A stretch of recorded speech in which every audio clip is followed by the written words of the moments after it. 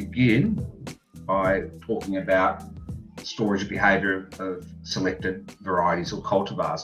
Now, obviously, there are differences, as we all know, there are differences between cultivars in terms of storage potential.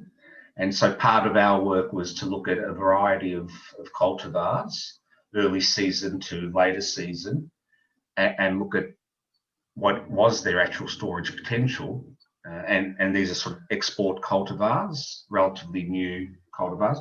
So for example, here, if we start off, we've got 4 cultivars, which I'm comparing. A very early yellow nectarine, June sweet, 2 early, relatively early white nectarines, or polar lights quite early, and then diamond pearl a little bit later, and a mid-season to late season yellow nectarine, September bright. And we've got the harvest firmness, which is basically the commercial firmness that we picked the fruit, or the fruit was provided to us. We call this would be commercial maturity. And then what we've done here is compare the change in firmness as a percentage as we store the fruit at 2 degrees and 8 degrees. And as you can see, there are substantial differences between the cultivars with for example, June sweet at 2 degrees storage. After 15 days, it certainly drops off the firmness, whereas some of the other cultivars, particularly September bright, it holds its firmness quite well. So it just demonstrating the differences among cultivars there, even at optimum storage temperature, which we have to understand and account for when we're storing the fruit or exporting. And we also stored the fruit at a high temperature, which you wouldn't necessarily store it at 8 degrees, but I mean, you might encounter those temperatures during air freight or after export during distribution. And again, we see that at this high temperature, there are differences with days in storage between the cultivars, although in this case, the differences are smaller and, pardon me, the differences are smaller. But again, September bright holding up much better than the other 3 cultivars, including diamond pearl and September bright, which performed well here, but not so well at higher temperatures.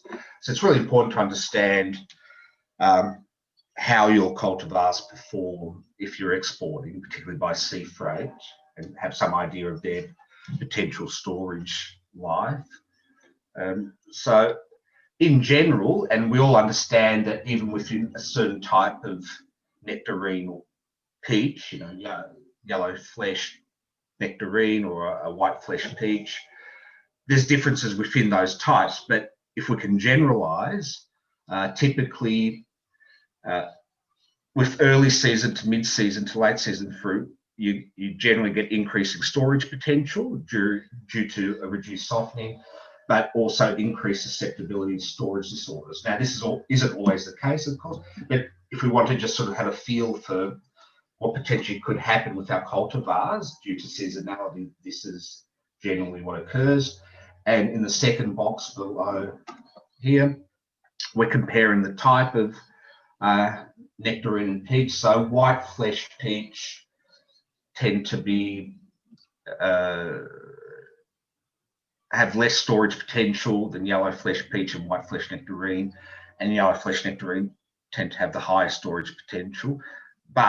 It's hard to say which of these are likely to have highest potential for storage disorders.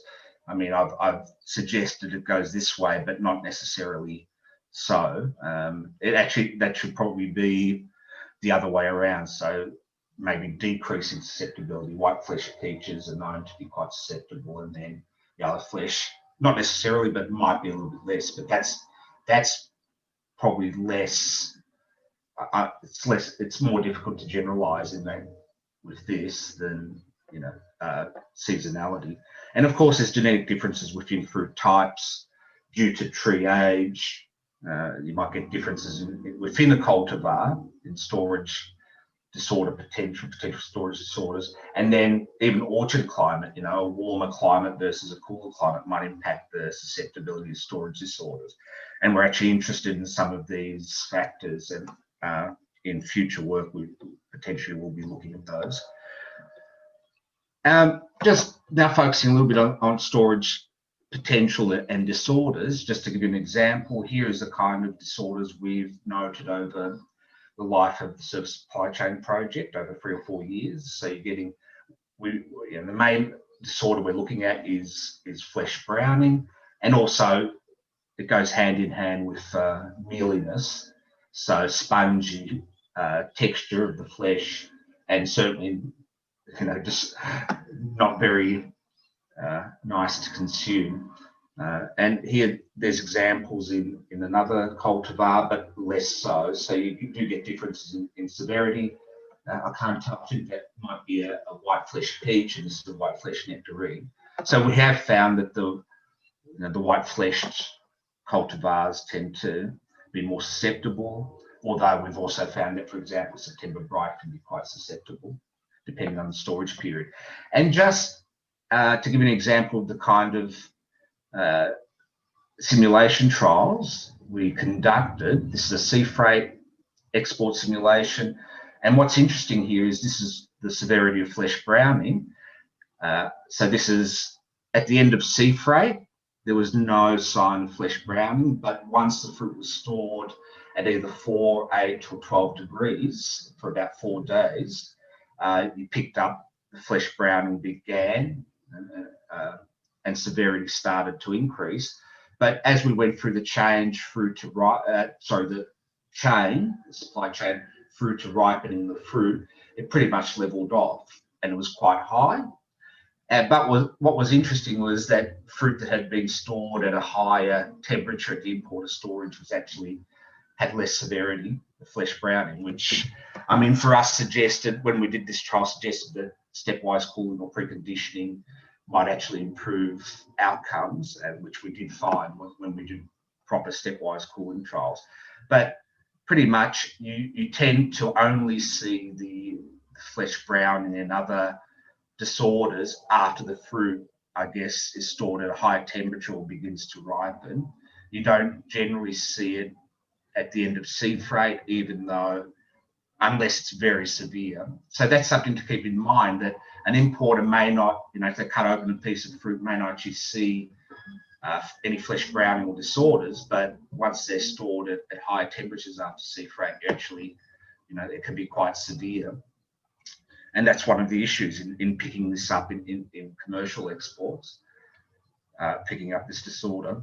So based on about 4 years of trials, among up to, I think this is about 16 cultivars, we developed recommendations which are available on the HIN website for you to look at. And so we've basically provided recommendations on storage potential, really looking at sea freight export, providing some maximum storage durations at 2 degrees. And these are the various cultivars, the white nectarine, white peach, plum, and yellow nectarine. The limiting factors for storage, the risk of storage disorders. So, if they're going to come about, what is the actual severity, basically. Limiting factors are mostly it's chilling injury, flesh browning with some fruit softening for early varieties. Again, apologies. And then we've also tried to provide some harvest maturities based on the DA meter, if you're familiar with that piece of equipment that measures maturity at harvest and during storage, and then a maximum harvest firmness, noting that, we haven't necessarily found that fruit that's less ripe has more severe storage disorders, but we do recommend that you don't harvest fruit earlier than these flesh firmness numbers or values. So we've tried to provide some guidances when to harvest as well, to sort of try to minimise some of these storage disorders. So hopefully that, we've had some feedback and industry, some exporters have said it's really good information for them to give them some idea of how their cultivars are likely to perform. And as I said, this is information is available on the HIN website. So to finish off, outcomes. So from the service supply chain project, we've demonstrated, firstly, that these air and sea freight simulation trials, export simulation trials, can inform cultivar storage potential.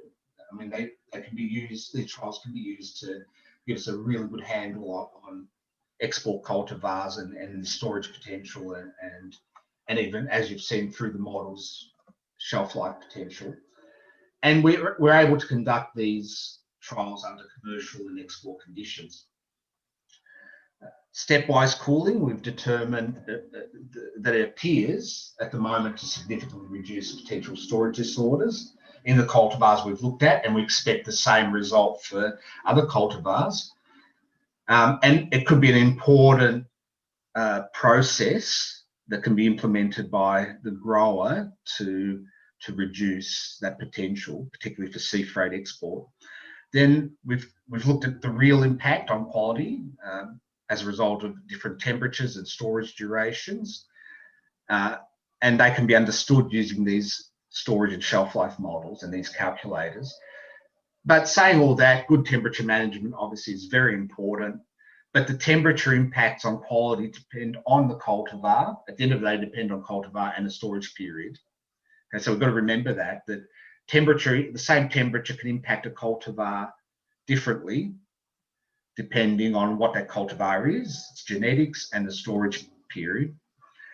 And also we've found that more temperature monitoring is required, especially from harvest through to the freight forwarder for export, and then beyond export, so during importer storage and retail. Thank you very much for your time.